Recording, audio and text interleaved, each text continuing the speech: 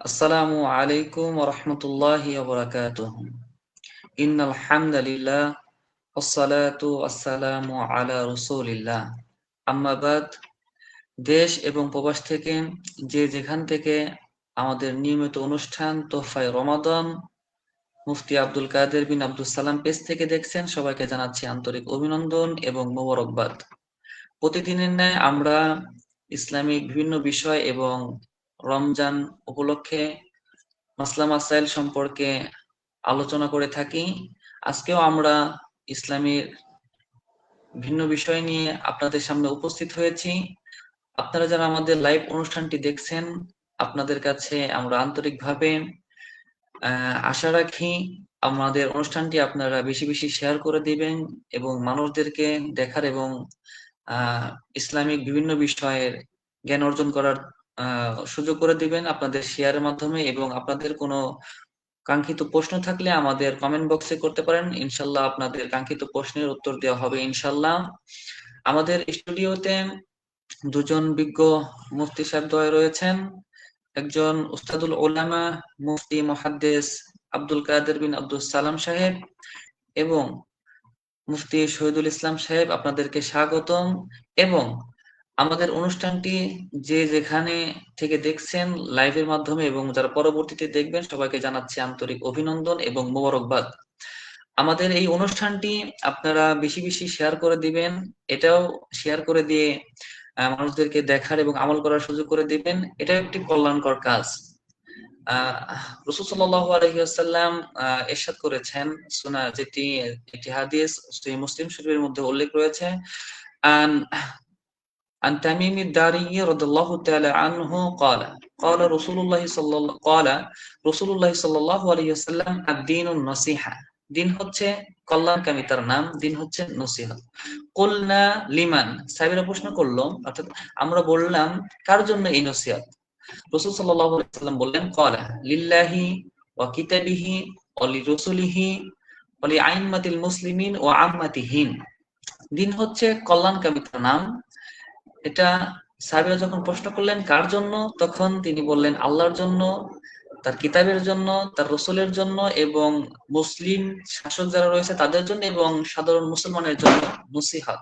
নসিহত যদি থাকে তাহলে দিন জিন্দা থাকবে। নসিহত এর ব্যাখ্যা ইমাম নববী রাহিমাহুল্লাহ বলেছেন, নসিহত শুধু নসিহত হচ্ছে মানে হলো খাঁটি আন্তরিকতা এবং কল্যাণ কামনা করা, প্রতারণা না করা এবং সত্যিকারের মঙ্গল চাওয়া কামনা করাই হচ্ছে নসিহত। এবং আমরা এর জন্য আপনাদের কাছে আশা রাখি আমাদের এই অনুষ্ঠানটি আপনারা বেশি বেশি শেয়ার করে দিয়ে সেই কল্যাণকর কাজটি আপনারা করবেন। আমি আমার কথা না বাড়িয়ে আমি সরাসরি আমাদের আলোচকদের কাছে চলে যাচ্ছি। আমি সর্বপ্রথম মুফতি আব্দুল কাদের বিন আব্দুল সালাম সাহেবের কাছে যাচ্ছি। তিনার কাছে আমরা জানতে চাইবো আল্লাহর নিকট ক্ষমা চাওয়ার গুরুত্ব এবং ফজিলত সম্পর্কে। আপনি আমাদের শুনতে পাচ্ছেন? জি, শুনতে পাচ্ছি। জি। আসসালামু আলাইকুম ওয়া রাহমাতুল্লাহি ওয়া বারাকাতুহু। আলহামদুলিল্লাহি রাব্বিল আলামিন ওয়াসসালাতু ওয়াসসালামু আলা রাসূলি মুহাম্মাদিন ওয়া আলা আলিহি আসহাবিহি আজমাইন, আম্মা বা'দ। দূরের এবং কাছের, দেশের এবং প্রবাসের যে যেখান থেকে আমাদের এই তোহফায়ে রমাদান অনুষ্ঠানটি দেখতে পাচ্ছেন, সকলকে আন্তরিক মোবারকবাদ। স্নেহের বিজ্ঞ সঞ্চালক মুফতি আশিকুজ্জামান আল আজহারি এবং স্নেহের মুফতি শহীদুল ইসলাম আলোচনায় রয়েছেন এবং আমার সামনে যারা আমাদের আলোচনা দেখতে পাচ্ছেন এবং যারা শুনবেন, সকলকেই আন্তরিক মোবারকবাদ। পবিত্র মাহে রমাদান নেকি অর্জনের মৌসুম। এই মৌসুমের মধ্যে আমরা নিজেরা কামিয়াবি হব, কল্যাণ কামনা খুঁজবো, কল্যাণ কামনা করব, আমরা আমল করব। পবিত্র মাহে রমাদানের প্রথম দশক শেষ হয়ে আমরা দ্বিতীয় দশকের মধ্যে আমরা দ্বিতীয় দশক চলছে। তো এই দশকের মধ্যে তওবা, যেটি অনেক গুরুত্বপূর্ণ একটি বিষয়। মানব জীবনে মানব যখন গুনাহ করবে, অপরাধ করবে, মহান আল্লাহ তাআলার নিকট ক্ষমা চাইবে। পবিত্র মাহে রমাদান সেই আহ্বানই করছে। পবিত্র মাহে রমাদানে ব্যক্তি তার জীবনে যত অপরাধ করুক না কেন, আল্লাহ তাআলার নিকট তার পূর্বের গুনাহের জন্য, অপরাধের জন্য ক্ষমা চাইবে। আর ওই বিশেষভাবে এই মৌসুমটি হচ্ছে পবিত্র মাহে রমাদান। আর বিশেষ করে মাহে রমাদানের এই দশক, এই মাগফিরাত অর্থাৎ এই ক্ষমা চাওয়া, আল্লাহ তাআলার নিকট ক্ষমা প্রার্থনা করাই এটা আমাদেরকে শিক্ষা দেয়।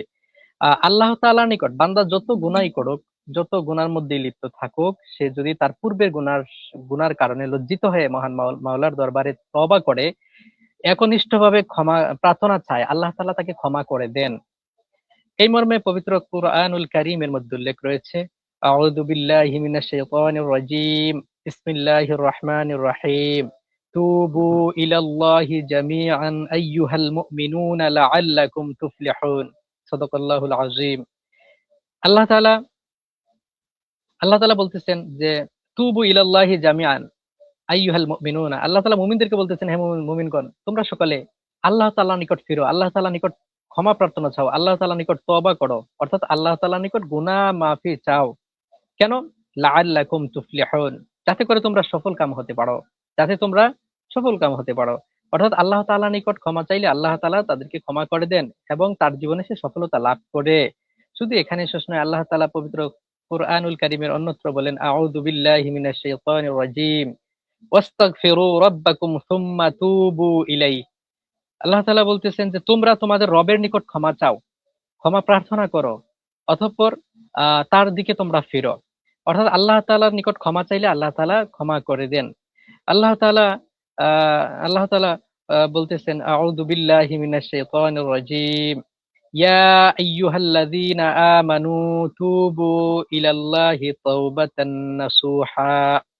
আল্লাহ তাআলা বলতেছেন, হে ঈমানদারগণ, তোমরা আল্লাহ তাআলার দিকে প্রত্যাবর্তন করো, ফিরো, আল্লাহ তাআলার নিকট ক্ষমা চাও। কেমন ক্ষমা? তাওবাতান নাসুহা, একনিষ্ঠ ক্ষমা। এই তাওবাতান নাসুহা, একনিষ্ঠ ক্ষমা। এই মর্মে ইমাম নববী আলাইহির রহমাত তিনি রিয়াদুস সালিহিনের মধ্যে তাওবাতুন নাসুহা এর ব্যাখ্যা উল্লেখ করেন। তিনি বলেন, তিনি বলতেছেন যে ক্বালাল উলামাউ, তিনি উলামায়ে কেরামের বক্তব্যকে নকল করছেন। অর্থাৎ তাওবাতুন নাসুহা, আল্লাহ তাআলার নিকট ক্ষমা চাইতে হবে। বান্দা গুনাহ করার পর আল্লাহ তাআলার নিকট ক্ষমা চাইতে হবে। সেই ক্ষমা চাওয়ার শর্ত সারায় কিভাবে ক্ষমা চাইলে আল্লাহ তাআলা ক্ষমা করে দিবেন, মাফ করে দিবেন, এবং যাতে ব্যক্তি তার সফলতা অর্জন করতে পারে।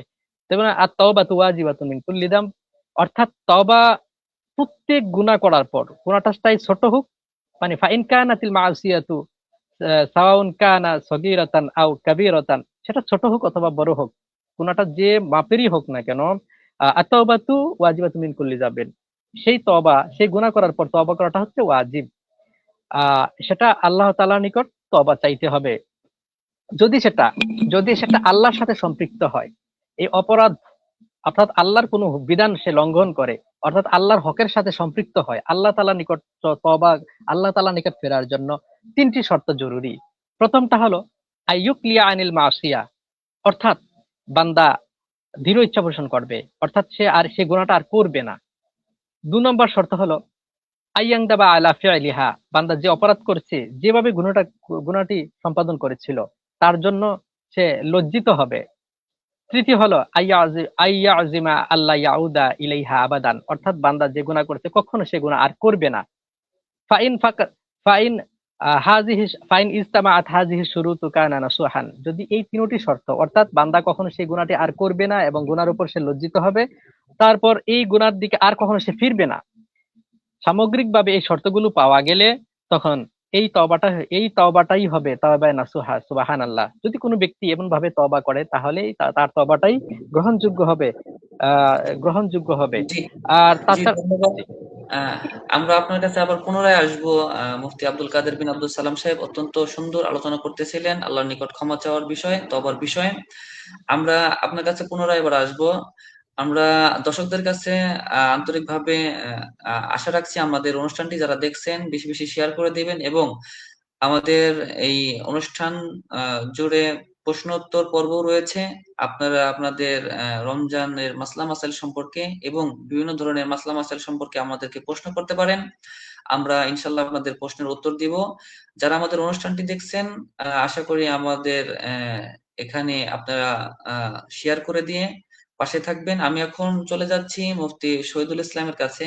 তার কাছে জানতে যাব কোরআন তেলাওয়াতের ফজিলত সম্পর্কে। যেহেতু এটা কোরআনের মাস এবং এই মাসে কোরআন নাজিল হয়েছে, এই কোরআনের তেলাওয়াতের ফজিলত এবং গুরুত্ব সম্পর্কে আপনার কাছে আমরা জানতে চাবো। আপনি কি আমাদের শুনতে পাচ্ছেন? জি শুনতে মুফতি পাচ্ছি। শহীদুল ইসলাম। জি শুনতে পাচ্ছি।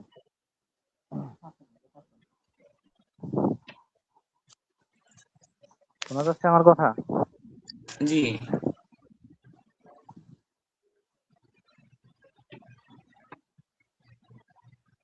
ধন্যবাদ মুফতি আশিকুজ্জামান আল আজহারী সাহেবকে, এবং আজকের প্রধান আলোচক মুফতি আব্দুল কাদের বিন আব্দুল সালাম সাহেব, তিনি আল ইস্তেগফার ইনদাল্লাহ এই বিষয় নিয়ে অত্যন্ত গুরুত্বপূর্ণ আলোচনা করেছেন, চমৎকার আলোচনা করছেন। এবং আজকের লাইভটি যারা দেখতেছেন এবং পরবর্তীতে দেখবেন সকলকে জানাচ্ছি অভিনন্দন। আজকে পবিত্র রমজান মাসের 11তম দিন, 12তম দিন, রমজান মাসের 12তম দিন। এই পবিত্র রমজান মাসেই আল্লাহ তাআলা পবিত্র কুরআনুল কারীম এই রমজানে আহ, আল্লাহ রাসূল সাল্লাল্লাহু আলাইহি ওয়াসাল্লামের উপরে ধারাবাহিকভাবে প্রেরণ করেছেন। পবিত্র রমজান মাসেই পবিত্র কোরআন লৌহে মাহফুজ থেকে নাজিল হয়েছে। যেহেতু পবিত্র কোরআন এই রমজান মাসেই নাজিল হয়েছে, সেহেতু রমজান মাসের অনেক ফজিলত রয়েছে, এবং কোরআন তেলাওয়াত, রমজান মাসে পবিত্র কোরআন তেলাওয়াতেরও অনেক ফজিলত এবং গুরুত্ব রয়েছে। মহান রব্বুল আলামিন পবিত্র কালামুল্লাহ শরীফের মধ্যে ফরমায়েছেন, ইন্নামাল মুমিনুনা আল্লাযীনা ইযা যুকিরাল্লাহু ওয়াজিলাত কুলুবুহুম ওয়া ইযা তুলিয়াত আলাইহিম আয়াতুহু যাদাতহুম ঈমানান ওয়া আলা রাব্বিহিম ইয়াতাওয়াক্কালুন। আল্লাহ পাক রব্বুল আলামিন পবিত্র কোরআনুল কারীমের মধ্যে ইরশাদ করেছেন যে মুমিন তো তারাই, আল্লাহর নাম শোনা মাত্রই যাদের অন্তর কেঁপে ওঠে, এবং যখন তাদের সামনে কোরআনুল কারীম তেলাওয়াত করা হয় তখন তাদের ঈমান বৃদ্ধি পায়, এবং তারা তাদের রবের কাছে তাদের রবের উপরেই ভরসা করে। সুতরাং এই আয়াতের মধ্যে স্পষ্টভাবেই আল্লাহ তাআলা ঘোষণা করে দিয়েছেন যে সকল মুমিন, যারা মুমিন তাদের অন্তর আহ, আল্লাহ তাআলার নাম শোনা মাত্রই কেঁপে ওঠে, এবং সাথে সাথে যে অংশটা রয়েছে যে ওয়াইজা তুলিয়াত আলাইহিম আয়াতুহু যাদাতহুম ঈমানা, অর্থাৎ যখন কোরআন তেলাওয়াত করা হয় তখন তাদের অন্তর কেঁপে ওঠে, তাদের তাদের ঈমান বৃদ্ধি পায়। যখন কোরআন তেলাওয়াত করা হয় তখন তাদের ঈমান বৃদ্ধি পায়। অর্থাৎ বোঝা যায় যে আল্লাহ তাআলার পবিত্র কোরআনুল কারীম তেলাওয়াতের মাধ্যমেই নয়, শুধু শোনার মাধ্যমেও ঈমান বৃদ্ধি পায়। সুবহানাল্লাহ। তো আল্লাহ পাক রব্বুল আলামিনের এই পবিত্র কালামুল্লাহ শরীফ তেলাওয়াতের মাধ্যমে ঈমান বৃদ্ধি পায়। এই আয়াতের মাধ্যমে এটা স্পষ্ট বোঝা যায়। এছাড়াও আল্লাহ রাসূল সাল্লাল্লাহু আলাইহি ওয়াসাল্লাম এর একখানা হাদিস শরীফ রয়েছে, যে হাদিসটি ইমাম তিরমিজি রাহিমাহুল্লাহ তার প্রসিদ্ধ গ্রন্থ জামিউত তিরমিজির মধ্যে উল্লেখ করেছেন। হাদিসটি হলো যে আন আব্দুল্লাহ ইবনে মাসউদ রাদিয়াল্লাহু তাআলা আনহু قال رسول الله صلى الله عليه وسلم من قرأ حرفا من كتاب الله فله به حسنة والحسنة بعشر أمثالها لا أقول ألف لام ميم حرف ولكن ألف حرف ولام حرف وميم حرف।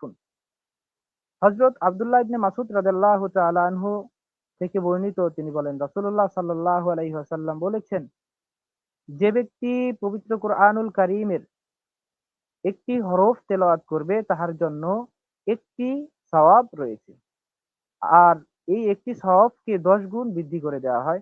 লা আকুলু আলিফুন হারফুন, আল্লাহ রাসূল সাল্লাল্লাহু আলাইহি ওয়াসাল্লাম বলতেছেন, আমি বলবো না আলিফ আলিফ লাম মিম হারফুন, লা আকুলু আলিফ লাম মিম হারফুন। আল্লাহ রাসূল বলেন যে আমি বলবো না আলিফ লাম মিম একটা হরফ, বরং ওয়ালাকিন আলিফুন হারফুন, আলিফ একটা হরফ, ওয়া লামুন হারফুন, লাম একটা হরফ, ওয়া মিমুন হারফুন, মিম একটা হরফ। সুবহানাল্লাহ। এখানে বোঝা যাইতেছে এই হাদিস শরীফের মাধ্যমে যে আলিফ লাম মিম একটা আয়াত, আর এই আয়াতের মধ্যে আলিফ একটা হরফ, লাম একটা হরফ, মিম একটা হরফ। আর আল্লাহ রসুল বলছেন একটা হরফ তেলাওয়াত করলে 10 নেকি, একটা হরফ তেলাওয়াত করলে 1 নেকি, যেটাকে 10 গুণ বৃদ্ধি করে দেওয়া হয়, তাহলে হবে 10 নেকি। আর আলিফে 1 নেকি, 10 নেকি, লামে 10 নেকি, মিমে 10 নেকি, মোট হয় 30 নেকি। সুবহানাল্লাহ। তার মানে আলিফ লাম মিম যে তেলাওয়াত করবে তার 30 নেকি হবে। এখানে একটা বিষয় লক্ষণীয়, যে অনেকে মনে করে থাকেন যে পবিত্র কোরআনুল কারীম অর্থ না বুঝে পড়লে মানে সওয়াব হবে না। কিন্তু আল্লাহ রাসূল সাল্লাল্লাহু আলাইহি ওয়াসাল্লাম এমন একটি আয়াতের মাধ্যমে উদাহরণ দিয়েছেন, যে আয়াতের অর্থ আল্লাহর রাসূল ছাড়া পৃথিবীর অন্য কোনো মানুষ জানে না। এর থেকে বোঝা যায় যে আয়াতের অর্থ জানা জরুরি নয়। কারণ আল্লাহর রাসূল তো স্পষ্ট বলে দিয়েছেন, আলিফ লাম মিম তেলাওয়াত করলে 30 নেকি হবে। 30 নেকি হবে। সুতরাং যদি অর্থ জানে তবুও নেকি পাবে, আর যদি অর্থ না জানে তারপরেও নেকি পাবে। এর যদি আলিফ লাম মিম তেলাওয়াত করতে 30 নেকি হয়, তাহলে আমরা যদি মনে করি এক পৃষ্ঠা তেলাওয়াত করি, এক পৃষ্ঠায় যদি আনুমানিকভাবে ধরে নেই যে 800 হরফ রয়েছে, তাহলে এক পৃষ্ঠায় আপনার আসবে 8000 নেকি। সুবহানাল্লাহ। এক পৃষ্ঠা তেলাওয়াত করলে 8000 নেকি। আর যদি ধরে নেই যে না 750 50টি হরফ রয়েছে, তাহলে আসবে 7500 নেকি। সুবহানাল্লাহ। তাহলে বোঝা গেল পবিত্র কোরআনুল কারিমের এক পৃষ্ঠা তেলাওয়াত করলে যদি 800 হরফ থাকে, তাহলে 8000 নেকি হবে। আর যদি পবিত্র কোরআনুল কারিম খতম করে, তাহলে তো কত অসংখ্য হাজার হাজার লক্ষ লক্ষ হরফ, মানে হরফ রয়েছে, মানে কত জি, সওয়াব হবে। ধন্যবাদ। সুবহানাল্লাহ। পবিত্র জি, ধন্যবাদ মুফতি শহীদুল ইসলাম সাহেবকে। অত্যন্ত গুরুত্বপূর্ণ আলোচনা করতেছিলেন কোরআন তেলাওয়াত সম্পর্কে এবং কোরআন তেলাওয়াত করলে যে সওয়াব হবে, নেকি হবে সেই সম্পর্কে। আমি একটু আগে আমি একটি হাদিস বলেছিলাম সহিহ মুসলিম শরীফের আদ-দীন ওয়ান-নসিহা সম্পর্কে। সেখানে আল্লাহ রাসূল সাল্লাল্লাহু আলাইহি সাল্লাম বলেছেন, নসিহা হচ্ছে হচ্ছে লিল্লাহি, আল্লাহর জন্য, ওয়ালি কিতাবিহি, ওয়ালি রসুলিহি, ওয়ালি আইম্মাতিল মুসলিমিন ওয়া আম্মাতিহিম। এখানে আল্লাহ তাআলার জন্য নসিহত হচ্ছে তার সাথে শিরিক না করা, তার হুকুম মানা এবং তার একত্ববাদিতে বিশ্বাস রাখা। এবং লিকিতাবিহি অর্থাৎ তার কোরআন এর উপর নসিহত হচ্ছে কোরআন তেলাওয়াত করা, আহ বুঝে আমল করা এবং কোরআনকে বিকৃতি না করা। এখানে নসিহতের একটা সংজ্ঞা এখানে। এবং অলি রসুলিহি, রসুলের জন্য নসিহত হচ্ছে তাকে ভালোবাসা, তাকে মহব্বত করা এবং তার অনুগত্য করা। আতিউল্লাহ ওয়া আতিউর রসুল। এবং আহ অলি আইম্মাতিল মুসলিমিন অর্থাৎ মুসলিম শাসক যারা রয়েছেন তাদের কল্যাণ কামনা করা, তাদের বিরুদ্ধে না দাঁড়ানো এবং তাদের সর্বদা এবং আম্মাতিহিম অর্থাৎ মুসলমান যারা তাদের উপর কল্যাণ চাওয়া, তাদের তারা যেন প্রতারণা না করে সেদিকটা লক্ষ্য রাখা এবং সর্বদাই কল্যাণকামিতার উপর থাকাটাই হচ্ছে নাসিহা। যাই হোক, আপনি অনেক সুন্দর আলোচনা করতেছিলেন কোরআন তেলাওয়াতের ফজিলত এবং গুরুত্ব সম্পর্কে। আমরা আপনার কাছে পুনরায় আবার আসবো। আমরা আমাদের দর্শকদেরকে বলবো আমাদের অনুষ্ঠানটি বেশি বেশি শেয়ার করে মানুষদেরকে জানার এবং আমল করার সুযোগ করে দিবেন। এটা হচ্ছে একটা নসিহত, একটা কল্যাণ কাজ। দিন শুধু এমনটা নয় যে না আপনি নামাজ পড়বেন, রোজা করবেন, হজ করবেন, এটা দিন না। দিন একটি কল্যাণকামিতার নাম। আর দিনুন নসিহা, যেটা একটু আগে আমি আপনাদেরকে বললাম। তো আপনারা শেয়ারের মাধ্যমে অন্য ভাইদেরকে জানানোর মাধ্যমে কল্যাণকামিতা অর্জন করতে পারবেন। আমরা সরাসরি চলে যাচ্ছি মুফতি আব্দুল কাদের বিন আব্দুল সালাম সাহেবের কাছে। তিনি আলোচনা করতেছিলেন আল্লাহর নিকট ক্ষমা চাওয়ার এই বিষয়ে। তিনি আল্লাহর নিকট কিভাবে আমরা ক্ষমা চাবো আর কিভাবে আন্তরিকতার সাথে ক্ষমা চাইলে আল্লাহ আমাদেরকে ক্ষমা করে দিবেন সেই বিষয়ে আলোচনা করতেছিলেন। জি জি, আল্লাহ তাআলার নিকট ক্ষমা চাইলে আল্লাহ তাআলা ক্ষমা করে দেন। তবে সেই ক্ষমাটা হতে হবে একনিষ্ঠ ভাবে। সেই গুনার দিকে আর প্রত্যাবর্তন করা যাবে না এবং সেই গুনাহকে পুনরাবৃত্তি করা যাবে না। তো সেই অর্থে সেভাবে তওবা করলে আল্লাহ তাআলা তওবা কবুল করবেন। এই মর্মে রাসূল আকরাম সাল্লাল্লাহু আলাইহি ওয়াসাল্লাম অসংখ্য আহাদিস মোবারকের মধ্যে উল্লেখ করেছেন। অর্থাৎ আম্বিয়ায়ে কেরামগণ, খুদ আল্লাহ রাসূল সাল্লাল্লাহু আলাইহি ওয়াসাল্লাম নিজে তওবা করেছেন। অথচ আম্বিয়ায়ে কেরামগণ মাসুম। আহলুস সুন্নাহ ওয়াল জামাআতের আকীদার মত হলো আল আম্বিয়া ও মাসুমুনা ক্বাবলান নবুওয়া ওয়া বা'দান নবুওয়া। অর্থাৎ আম্বিয়ায়ে কেরামগণ নবুয়তের আগ পর সর্ব অবস্থায় তারা মাসুম, গুনাহ থাকে না। তারপর আল্লাহ রাসূল সাল্লাল্লাহু আলাইহি ওয়াসাল্লাম তওবা করেছেন। কেননা এটা উম্মতের শিক্ষার জন্য, উম্মতকে শিক্ষা দেওয়ার জন্য।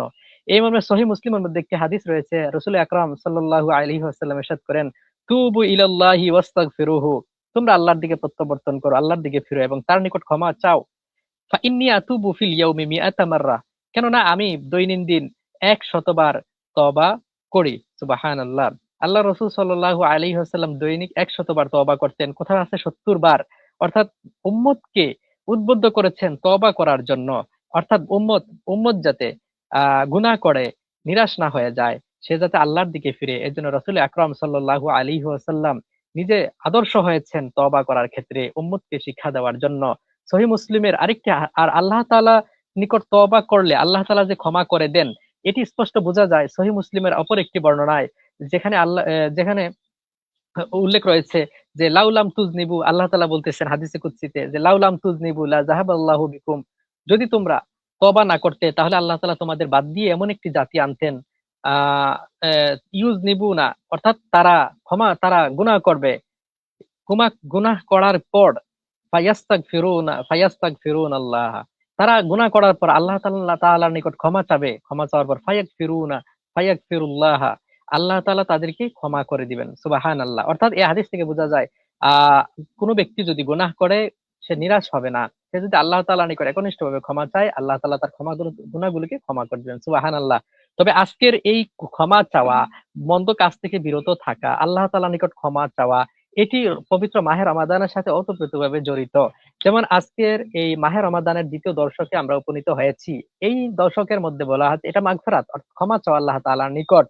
এই মর্মে ইমাম বুখারী আলাইহির রহমান একটি হাদিসের কিতাব রয়েছে আল আদাবুল মুফরাদ, এবং ইমাম আহমদ ইবনে হাম্বল রহমাতুল্লাহর মুসনাদ আহমদ ইবনে হাম্বলের মধ্যে একটি হাদিস উল্লেখ রয়েছে, যেটি জাবির ইবনে আব্দুল্লাহ রাদিয়াল্লাহু তাআলা আনহু বর্ণনা করেন যে রাসূল আকরাম সাল্লাল্লাহু আলাইহি ওয়াসাল্লাম মিম্বরে দাঁড়ালেন একদিন, যে আন্না নবী সাল্লাল্লাহু আলাইহি ওয়াসাল্লাম রাকাল মিম্বারা, রাসূল আকরাম সাল্লাল্লাহু আলাইহি ওয়াসাল্লাম মিম্বরে দাঁড়ালেন। ফালাম্মা রাকা দারাজাতাল উলা, যখন রাসূল আকরাম সাল্লাল্লাহু আলাইহি ওয়াসাল্লাম মিম্বরের প্রথম স্তরে অর্থাৎ প্রথম সিঁড়িতে যখন আল্লাহ রাসূল সাল্লাল্লাহু আলাইহি ওয়াসাল্লাম দাঁড়ালেন, ফাকালা আমিন, তখন রাসূল আকরাম সাল্লাল্লাহু আলাইহি ওয়াসাল্লাম বললেন আমিন। এভাবে সুম্মা রাকাত সানিয়াতা, অতঃপর যখন দ্বিতীয় সিঁড়িতে আল্লাহ রাসূল সাল্লাল্লাহু আলাইহি ওয়াসাল্লাম দাঁড়ালেন তখন আবার বললেন আমিন। সুম্মা রাকাত সালিসাতা, যখন আল্লাহ রাসূল সাল্লাল্লাহু আলাইহি ওয়াসাল্লাম তৃতীয় অর্থাৎ মিম্বরের সর্বোচ্চ যে স্তর রয়েছে সেখানে আল্লাহ রাসূল সাল্লাল্লাহু আলাইহি ওয়াসাল্লাম দাঁড়ালেন, তারপর ফাকালা আমিন, তখন রাসূল আকরাম সাল্লাল্লাহু আলাইহি ওয়াসাল্লাম বললেন আমিন।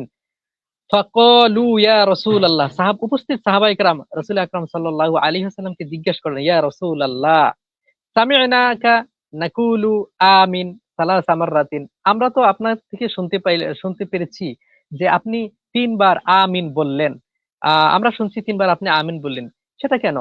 তখন রাসূল আকরাম সাল্লাল্লাহু আলাইহি ওয়াসাল্লাম বলেন ক্বালা লাম্মা রাকিতু দারাজাতাল উলা জাআনি জিবরিলু, যখন আমি প্রথম সিঁড়িতে দাঁড়ালাম, মিম্বরের প্রথম সিঁড়িতে আমি দাঁড়ালাম, তখন জিবরিল আসলো আমার কাছে, আসলো, এসে বলল, ফাকালা, জিবরিল এসে বলল, শাকিয়া আব্দুন আদরাকা রমাদানা ফানাসলাখা মিনহু ওয়ালাম ইয়াগফির লাহু ফাকুলতু আমিন।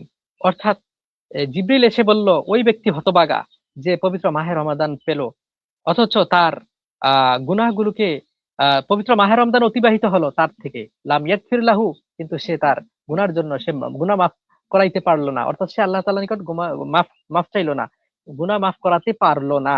ফাকুলতু আমিন, তখন রাসূল আকরাম সাল্লাল্লাহু আলাইহি ওয়াসাল্লাম ওই ব্যক্তির জন্য বলেন আমিন। প্রথমে জিবরিল বলেছিল যে ওই ব্যক্তি হতভাগা যে পবিত্র মাহে রমজান পায় কিন্তু গুনাহ মাফ করাইতে পারে না, অর্থাৎ আল্লাহ তাআলার নিকট ক্ষমা চায় না তার গুনাহগুলোর জন্য, পূর্ব দিনের গুনার জন্য আল্লাহ তাআলার নিকট গুনাহগুলোকে ক্ষমা করাইতে পারে না, সে হতভাগা। তখন রাসূল আকরাম সাল্লাল্লাহু আলাইহি ওয়াসাল্লাম বললেন আমিন। রাসূল আকরাম সাল্লাল্লাহু আলাইহি ওয়াসাল্লামের উম্মতের কল্যাণ চাইবেন না এটা নিঃসন্দেহে, কিন্তু রাসূল আকরাম সাল্লাল্লাহু আলাইহি ওয়াসাল্লাম একথা বোঝাতে চেয়েছেন উম্মতদেরকে যে ক্ষমা চাইলে, মাগফিরাত কামনা করলে, ইস্তিগফার করলে, আল্লাহ তাআলার নিকট ফিরলে, গুনাহ না করে তওবা করলে আল্লাহ তাআলা তার পূর্বের গুনাহগুলোকে মাফ করে দেন, এ কথা বোঝানোর জন্য উদ্বুদ্ধ করেছেন। পরে দীর্ঘ এক হাদিস, আমাদের এই আলোচনাটা এই বিষয়ের প্রাসঙ্গিক ছিল। পবিত্র মাহে রমাদানের রোজা রাখার দ্বারাও আল্লাহ তাআলা তার সগীরা গুনাহগুলোকে ক্ষমা করে দেন। সুবহানাল্লাহ। যেটি যেটি সহিহ বুখারীর মধ্যে উল্লেখ রয়েছে, রাসূল আকরাম সাল্লাল্লাহু আলাইহি ওয়াসাল্লাম ইরশাদ করেছেন, মান সামা রমাদানান ঈমানান ওয়া ইহতিসাবান গুফিরা লাহু মা তাকাদ্দামা মিন যামবি, অর্থাৎ যদি কোনো ব্যক্তি ঈমানের সাথে সওয়াবের আশায় যদি পবিত্র মাহে রমাদানের রোজাগুলোকে সে রাখে তাহলে আল্লাহ তাআলা তার পূর্বের জীবনের গুনাহগুলোকে মাফ করে দেন। সুবহানাল্লাহ। তাহলে ক্ষমা চাওয়া, আল্লাহ তাআলার নিকট ফেরা, আল্লাহ তাআলার নিকট কোনো ভুল ত্রুটির জন্য ক্ষমা চাওয়া, এটা এর সম্পর্কটা পবিত্র মাহে রমাদানের সাথে রয়েছে। কেননা পবিত্র মাহে রমাদান আমাদেরকে সকল অশ্লীল কাজ এবং পাপ কাজ থেকে বিরত থাকা এবং পূর্বের গুনার জন্য ক্ষমা চাওয়া এবং কেমন যেন আহ ব্যক্তি কেবলমাত্র সদ্য ভূমিষ্ঠ হয়েছে দুনিয়াতে, সুবাহান আল্লাহ, এমনই ভাবে। আর আমরা এই মুসনাদু আহমদ ইবনে হাম্বল, যেটি ইমাম বুখারী রহমতুল্লাহ আদাবুল মুফরাদের মধ্যে হাদিসটি উল্লেখ করেছেন হযরত জাবের ইবনে আব্দুল্লাহ রাদিয়াল্লাহু তাআলা আনহুর বর্ণনা থেকে আমরা জানতে পারলাম যে জিবরিল রাসূল আকরাম সাল্লাল্লাহু আলাইহি সাল্লামের নিকটে এসে বলল যে ওই ব্যক্তি হতভাগা যে পবিত্র মাহে রমাদান পেল এবং তার মধ্য দিয়ে অতিক্রম হয়েছে, কিন্তু আল্লাহ তাআলার নিকট তার গুনার জন্য ক্ষমা প্রার্থনা করেনি, অর্থাৎ গুনাহগুলোকে ক্ষমা করে নিতে পারেনি, সে হতভাগা। তাহলে পবিত্র মাহে রমাদানে আমরা জানতে পারলাম বেশি বেশি করে আমরা ক্ষমা চাবো আল্লাহ তাআলার নিকট। আল্লাহ তাআলা আমাদেরকে ক্ষমা করে দিবেন। আর পবিত্র মাহে রমাদানের রোজা রাখার দ্বারাও আমাদের জীবনের গুনাহগুলো আল্লাহ তাআলা ক্ষমা করে দেন, সুবহানাল্লাহ। জি। কাজেই কোনো গুনাহগারের জন্য হতাশ বা নিরাশ হওয়ার কোনো সুযোগ নেই। জি, ধন্যবাদ মুফতি আব্দুল কাদের বিন আব্দুল সালাম সাহেব, আপনাকে অত্যন্ত ধন্যবাদ। আপনি অত্যন্ত গুরুত্বপূর্ণ আলোচনা করতেছিলেন। তো আমাদের কমেন্ট বক্সে অনেক ভাই প্রশ্ন করেছে, আমরা এখন প্রশ্ন উত্তর পর্বে যেতে চাচ্ছি। তো আমাদের এক ভাই প্রশ্ন করেছেন, আশরাফুল ইসলাম সালাম দিয়েছে, ওয়ালাইকুম আসসালাম। হুজুর, আমার প্রশ্ন হলো টাকা দিয়ে ফিতরা আদায় করা যাবে কিনা? জি, মোহতারাম মুফতি। অবশ্য ভাইকে অসংখ্য ধন্যবাদ। টাকা দিয়ে ফিতরা আদায় করা যাবে, কেননা হাদিসের মধ্যে যেটি বুখারীতে বর্ণিত হয়েছে, যেমন সা দিয়ে, জাবিব কিসমিস দিয়ে ফিতরা আদায় করা, কিন্তু তখনকার জামানায় সামানুল উরফি বলতে একটা প্রচলিত যে মূল্যবান যে দাম নির্ধারণ করা হতো, মূল্যবান বস্তু ছিল জব, গম, আটা, এগুলোর খেজুর, তামার, এগুলো দিয়ে তখন চা আদায় করা হতো। অর্থাৎ সে থেকেও বোঝা যায়। এবং যতটুকু আমার মনে পড়ে, মুসান্নাফু ইবনে আবি সাহেবার মধ্যে একটি আসার উল্লেখ রয়েছে যে একটা আবির কৌল যে যে সমান বা মুদ্রা দিয়ে বা দিনার দিরহাম দিয়েও আদায় করা যাবে। উমুমি ভাবে এখান থেকে জব বা আটা সেটার দ্বারা উদ্দেশ্য মাফহুম হবে, অর্থাৎ সামানুল উরফি, অর্থাৎ মূল্যবান বস্তু, দামি জিনিস, মূল্যবান, যেটা সমাজে কদর রয়েছে, এমন বস্তু হচ্ছে মাকসাদ এটা। তো সেই অর্থে টাকা দিয়েও ফিতরা আদায় করা যাবে। তাছাড়া আমরা স্বতন্ত্রভাবে, এটা যদি ইখতিলাফি মাসালা, স্বতন্ত্রভাবে আমরা এই বিষয়টা নিয়ে আমরা দীর্ঘ আলোচনা করব, আইম্মায়ে কেরামের আকওয়াল এবং আহাদিস নিয়ে আমরা এটা আলোচনা করব। তবে সার কথা এটি যে টাকা দিয়ে ফিতরা আদায় করা যাবে। জি, ধন্যবাদ আপনাকে। এবং যে ভাই প্রশ্ন করেছেন, আশা করি আপনার কাঙ্ক্ষিত প্রশ্নের উত্তর পেয়েছেন। আমাদের আরেকজন প্রিয় ভাই প্রশ্ন করেছেন, সালাম দিয়েছেন, ওয়ালাইকুম আসসালাম। রোজা রেখে ইনহেলার নেওয়া যাবে কি? অসংখ্য ধন্যবাদ। ইনহেলার বিষয়টি হলো যেটি একটি তরল জাতীয়, গ্যাস জাতীয়, যেটিকে একত্রিত জমা করলে সেটি পানীয় রূপান্তর হয়। ইনহেলার বিষয়টি, এটি ইখতিলাফপূর্ণ মাসালা। তবে আকসারের মত হলো যে ইনহেলার ব্যবহার করার দ্বারা তার রোজাটা ভেঙে যাবে, যেহেতু এটা তরল জিনিস, এবং তরল জিনিস একত্রিত হলে এটা পানীয় রূপান্তর হয়। আর উসুল হলো কোনো কিছু মুখ দিয়ে পেটের ভিতরে গেলে সেটা রোজা ভেঙে যায়। যদিও এটা নিয়ে ইখতিলাফ আছে, অনেকে একটা মত রয়েছে যে ভাঙবে না, তারাও এটিকে তাদের মতো ব্যাখ্যা করে থাকেন। তবে মত হলো এটি রোজা ভেঙে যাবে। জি, ধন্যবাদ আপনাকে। এবং যে ভাই প্রশ্ন করেছেন, আপনি আপনার কাঙ্ক্ষিত প্রশ্নের উত্তর পেয়েছেন আশা করি। আমাদের আরেক ভাই এমডি দিন ইসলাম প্রশ্ন করেছেন, সালাম দিয়েছেন, আসসালামু আলাইকুম। ওয়ালাইকুম আসসালাম। মুহতারাম, আমার প্রশ্ন, কোনো ব্যক্তিকে ইফতার খাওয়ানোর যে সওয়াব, আসলে এটা কে পাবে? কেননা একটা পরিবারে তো একাধিক ব্যক্তি থাকেন এবং তারা ইফতার তৈরিতে সাহায্য করেন। ভাইকে অসংখ্য ধন্যবাদ, তিনি একটি গুরুত্বপূর্ণ প্রশ্ন করেছেন। তার প্রশ্ন হলো যে ইফতার যাকে করাবেন তার সওয়াব কয়জনে পাবেন? দেখুন, আল্লাহ তাআলার নিকট সওয়াবের কোনো অভাব নেই। ইফতার ক্রয় করা থেকে সরঞ্জাম প্রস্তুত করা পর্যন্ত যারাই এর সাথে প্রত্যক্ষ বা পরোক্ষভাবে সহায়তা করবেন, আল্লাহ তাআলা প্রত্যেকেই সওয়াব দিবেন। এই ক্ষেত্রে কারো সওয়াবের কমতি হবে না। আর সহিহ বুখারীর riwayat-এর মাধ্যমে আমরা জানতে পারি যে প্রত্যেক নেক কাজ বা ভালো কাজ, সেটা যদি রমজান মাসে করা হয় 10 গুণ থেকে 700 গুণ বাড়িয়ে দেওয়া হয়। সেই অর্থে যে ইফতার করাবে এটা তো ভালো কাজ এবং সুন্নাহও। তা এই কাজটাকে আঞ্জাম দেওয়ার জন্য যে যেখান থেকে যেভাবে প্রত্যক্ষ এবং পরোক্ষভাবে যে সহায়তা করবে প্রত্যেকে সওয়াবের অংশীদার হবেন। জি। জি, ধন্যবাদ আপনাকে এমডি দিন ইসলাম ভাই। আপনি আপনার কাঙ্ক্ষিত প্রশ্নের উত্তর পেয়ে গেছেন আশা করি। আমাদের আরেক ভাই প্রশ্ন করেছেন, এডি আশরাফুল ইসলাম, সালাম দিয়েছে, ওয়ালাইকুম আসসালাম। চোখে বা কানে ড্রপ দিলে রোজা নষ্ট হবে কি? জি মুহতারাম মুফতি। হ্যাঁ, অসংখ্য ধন্যবাদ। না, চোখে এবং কানে ড্রপ ব্যবহার করলে তার দ্বারা রোজা ভঙ্গ হয় না। কেননা রোজা ভঙ্গ হতে গেলে সরাসরি কোনো জিনিস পেট অথবা দেমাগে পৌঁছতে হয়। কোনোভাবে পেটে যে যদি স্থির হয় এবং দেমাগে যায়, তাহলে তাহলে রোজা ভঙ্গ হয়ে যাবে। চোখ এবং কান সরাসরি পেট অথবা দেমাগের সাথে সরাসরি সম্পৃক্ততা নয় যে দিলে সরাসরি প্রবেশ করবে। জি, ধন্যবাদ। আহ, যে ভাই প্রশ্ন করেছেন আশরাফুল ইসলাম, আশা করি আপনার কাঙ্ক্ষিত প্রশ্নের উত্তর পেয়েছেন। আমাদের আরেক ভাই প্রশ্ন করেছে বেল্লাল সর্দার, রোজা রেখে কি চুল কাটা যাবে? রোজা রেখে চুল কাটা যাবে, তাতে কোনো সমস্যা হবে না। জি, ধন্যবাদ। এবং বেল্লাল সর্দার ভাই, আপনি আশা করি আপনার প্রশ্নের উত্তর পেয়ে গেছেন। আমরা দীর্ঘ অপেক্ষায় ছিলাম আমাদের একজন মেহমানের জন্য। তিনি আমাদের স্টুডিওতে সংযুক্ত হয়ে গেছেন, আলহামদুলিল্লাহ। শায়ের মৌলানা জামাল হোসেন জামালি সাহেব, আহ, আমরা আপনার কাছে একটি নাতে রাসূল সাল্লাল্লাহু আলাইহি সাল্লাম শুনবো। আপনি কি আমাদের শুনতে পাচ্ছেন? জি, শুনতে পাচ্ছি। মৌলানা জামাল হোসেন জামালি। জি, শুনতে পাচ্ছি। ধন্যবাদ হযরত মাওলানা মুফতি আশিকুজ্জামান আল আজহারী সাহেবকে। মুহাম্মদ মোর নয়নমণি, মুহাম্মদ নাম জপমালা। মুহাম্মদ মোর নয়নমণি, মুহাম্মদ নাম জপমালা। ওই নামে মিটায় পিয়াসা, ও নাম কাউসারের পিয়ালা। মুহাম্মদ মোর নয়নমণি, মুহাম্মদ নাম জপমালা। মুহাম্মদ নাম শিরে ধরি, মুহাম্মদ নাম গলায় পড়ি। মুহাম্মদ নাম শিরে ধরি, মুহাম্মদ নাম গলায় পড়ি। ওই নামেরই রোশনীতে, ওই নামেরই রোশনীতে আধারে মন রয়োজালা।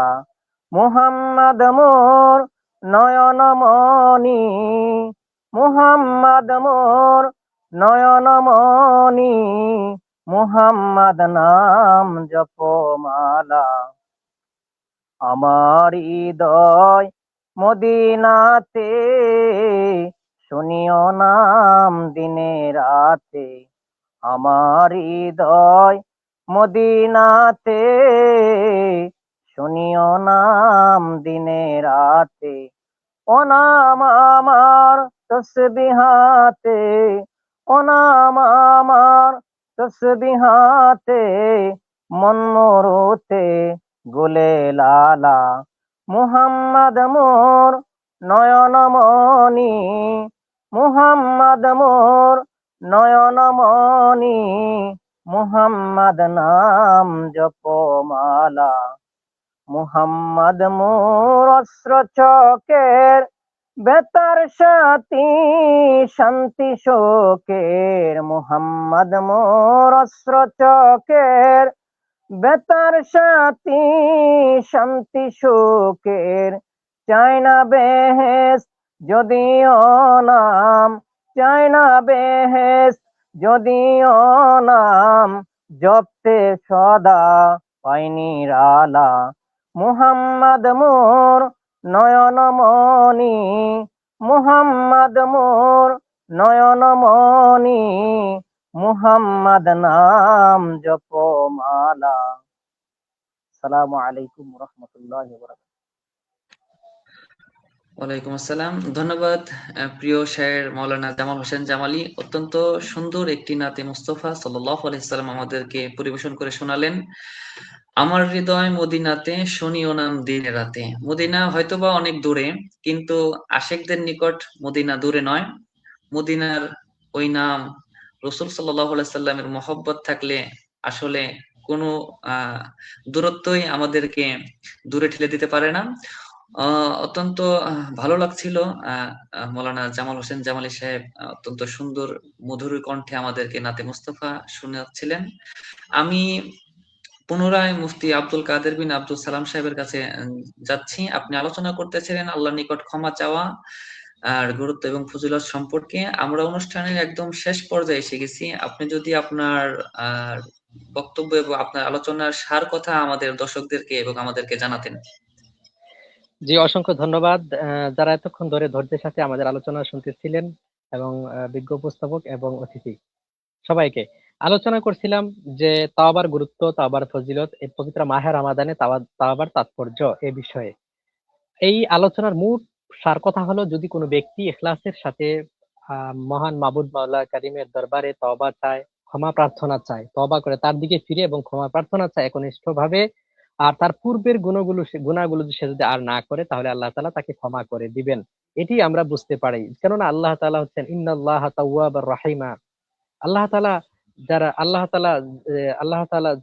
তাআলা হলেন যারা আল্লাহ তাআলার নিকট তওবা করে, আল্লাহ তাআলা তাদের তওবাগুলোকে কবুল করেন, গ্রহণ করেন, তাদেরকে ক্ষমা করে দেন। আর পবিত্র মাহে রমাদানের সাথে এটি সম্পৃক্ত হলো, যেহেতু আল্লাহ রাসূল সাল্লাল্লাহু আলাইহি ওয়াসাল্লাম আল্লাহ রাসূল সাল্লাল্লাহু আলাইহি ওয়াসাল্লামের কাছে এসে জিবরাইল আমিন এটি বলেছিল যে ওই ব্যক্তি হতভাগা যে পবিত্র মাহে রমাদান পায় এবং তার দিকে অতিক্রম হয়, কিন্তু সে তার গুনার মাফি আল্লাহর নিকট মানে ক্ষমা করাইতে না পারে, তাহলে সে হতভাগা। এ থেকে আমরা স্পষ্ট বুঝতে পাই যে পবিত্র মাহে রমাদানে আমরা আমাদের গুনাহগুলোকে ক্ষমা করিয়ে নিব এবং আমরা আল্লাহ তাআলার নিকটবর্তী হব ক্ষমা প্রার্থনার মাধ্যমে। আর আর বিশেষভাবে রাসূল আকরাম সাল্লাল্লাহু আলাইহি ওয়াসাল্লাম তওবা করার প্রতি তাগিদ দিয়েছেন, কেন প্রত্যেক গুনাহ, সেটা চাই ছোট হোক বড় হোক, প্রত্যেক গুনাহ করার পর সাথে সাথে তওবা করাটা হচ্ছে আবশ্যক, ওয়াজিব। আর পবিত্র মাহে রমাদানের রোজা রাখার দ্বারাও তার ব্যক্তির জীবনের গুনাহগুলোকে আল্লাহ তাআলা ক্ষমা করে দেন। যেমন সামা রমাদানা ঈমানান ওয়া ইহতিসাবান গুফিরা লাহু মা তাকাদ্দামা মিন যামবিহি। কোন ব্যক্তি যদি পবিত্র রমাদানে রোজা রাখে ঈমানের সাথে সওয়াবের আশায়, তাহলে তার জীবনের গুনাহগুলো ক্ষমা করে দেন। সুবহানাল্লাহ। পরিশেষে আমরা মূল সার কথা এটি আমরা দেখতে পাই, যদি কোনো ব্যক্তি পবিত্র মাহে রমাদানে রোজা রেখে এবং একনিষ্ঠভাবে আল্লাহর নিকট তওবা করে, অথবা রোজা রাখে ঈমানের সাথে সওয়াবের আশায়, তাহলে আল্লাহ তাআলা তার জীবনের গুনাহগুলোকে ক্ষমা করে দেন। জি, ধন্যবাদ প্রিয় উস্তাদুল উলামা মুফতি আব্দুল কাদের বিন আব্দুল সালাম সাহেব। অত্যন্ত গুরুত্বপূর্ণ আলোচনা করেছেন আজকে আল্লাহর নিকট ক্ষমা চাওয়া এবং তওবার বিষয়ে। আমাদের কমেন্ট বক্সে আরেক ভাই প্রশ্ন করেছেন, আশরাফুল ইসলাম। আসসালামু আলাইকুম। ওয়ালাইকুম আসসালাম। একটা প্রশ্ন ছিল, মেয়েদের প্রস্রাবের সময় যদি সিরাপ ভাঙে তাহলে তার রোজা হবে কিনা এবং উজু করলে নামাজ হবে কিনা? জি। মোহাম্মদ আশরাফুল ইসলাম চমৎকার প্রশ্ন করেছেন। ওয়ালাইকুম আসসালাম ওয়া রাহমাতুল্লাহ। যদি মহিলাদের প্রস্রাবের সময় স্রাব হয়, ভাঙ্গে, তাহলে তার রোজা ভঙ্গ হবে না, কেবলমাত্র হায়েজের দ্বারা তার রোজা ভঙ্গ হবে, এবং সে উজু করে ধৌত করে সে নামাজ আদায় করতে পারবে। জি, ধন্যবাদ আপনাকে এবং আশরাফুল ইসলাম, আশা করি আপনার প্রশ্নের উত্তর পেয়েছেন। আমাদের আর ভাই প্রশ্ন, এমডি সুমন শেখ সালাম দিয়েছে। ওয়ালাইকুম আসসালাম। আমার প্রশ্ন হলো, কেউ যদি জানাজার নামাজে ইমাম সাহেবের হাতে সাথে দুই তাকবীর পায় আর দুই তাকবীর না পায়, তাহলে কি ইমাম সাহেবের সাথে সালাম ফিরালেই নামাজ হবে? প্রশ্নটা আবার একটু বলেন। জি, প্রশ্নটা আবার একটু বলেন। আমাদেরকে শুনতে পাচ্ছেন?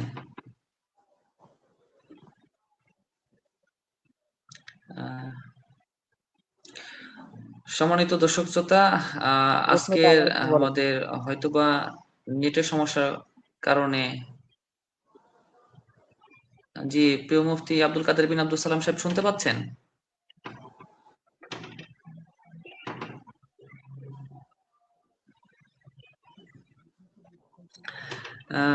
আমাদের আজকের প্রোগ্রাম আমরা এখানেই ইতি টানছি। আমাদের প্রশ্নটা বলেন আবার। আলোচকদের ওখানে হয়তোবা নেটওয়ার্ক সমস্যার কারণে আমরা তাদেরকে লাইনে দেখাচ্ছে না, আমরা দেখতে পাচ্ছি না। আশা করি আপনি এমডি সুমন শেখ যে প্রশ্ন করেছেন, আমরা আগামী পর্বে আপনার এই প্রশ্নের উত্তর দেওয়ার চেষ্টা করব।